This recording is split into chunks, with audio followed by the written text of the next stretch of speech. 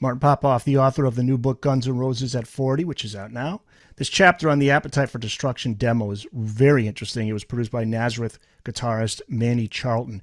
November Rain was recorded at that time, not included on Appetite. Charlton loved it, but Axl didn't want it on the album. Why do you think that was? Axl has a clear idea of what he wants. He seems to understand the big picture. He seems to understand sequencing, and yeah, it's you remind me. There was a flirtation with maybe having Paul Stanley produce it. Manny comes in and does this. They end up with Mike Clink, which I think turned out to be brilliant. But who knows what would have happened otherwise? But I think what happened with Mike Clink here and this particular set of songs is they happen to subtly they catch lightning in a bottle, but if you try to articulate what the production values of that record are, they're fairly conservative, but they're also raw, and they've just got this aggression and bite to them. There's just some sort of unnameable magic to the production of this record, but you'd never say it's an eccentric or weird production or unorthodox production. It just sounds vital. It's got kind of like this steely hard edge, but you still have enough bottom end and you still have enough brightness. And I think one of the special things about the record that makes it so magical, and you actually get it again.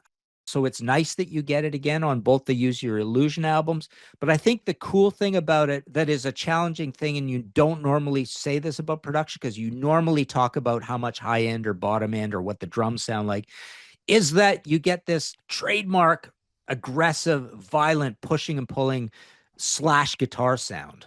I think that's a big part of the production on this. It really cuts through. It's a little bit like a buzzsaw guitar sound, but not too crazy. It just has enough bite to it that it elevates the songs into this real outlaw bad boy sort of status. So yeah, I don't know how much credit you really need to give to Mike Clink for that, but you could possibly give him quite a bit of credit. Does it come from the fingers? Does it come from the amp choices? Does it come from the engineering? Does it come from the booze and the drugs? Who knows? But fortunately, it is there, and they use him again next time, and it's still there, which is nice. So there's a really cool connection with Paul Stanley and Mike Clink that I didn't realize until I was reading the book and then looking this up. Paul Stanley at the time was working on the Crazy Nights album, and that was produced by Ron Nevison. Mike Clink was a trainee of Ron Nevison. I didn't know that. That's pretty cool.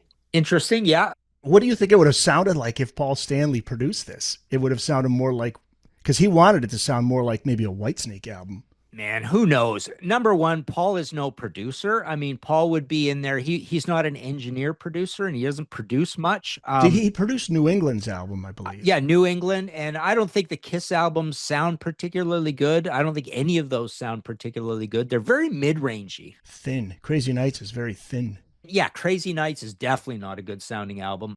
It's probably the worst of all those. And Ron Nevison, I don't think particularly ever got that great productions out of bands. I mean, we can go through all of them. I'm sure there's some good ones in there, but judging how great this record sounds and how great it's sold, you can only go down from there. But who knows? I mean, Paul definitely has great songwriting instincts. So I think he could be the kind of producer that would do a good job of picking the songs, changing things around, the parts a little bit, maybe working on the arrangements a little bit, bringing all that vast KISS knowledge to the situation. But again, the silly thing is that you can only go one direction from Appetite for Destruction's success and quality, and that's down. So logically speaking, if we did the math on it, it would turn out a lot worse than it did, because you can't get much better than this. Yeah.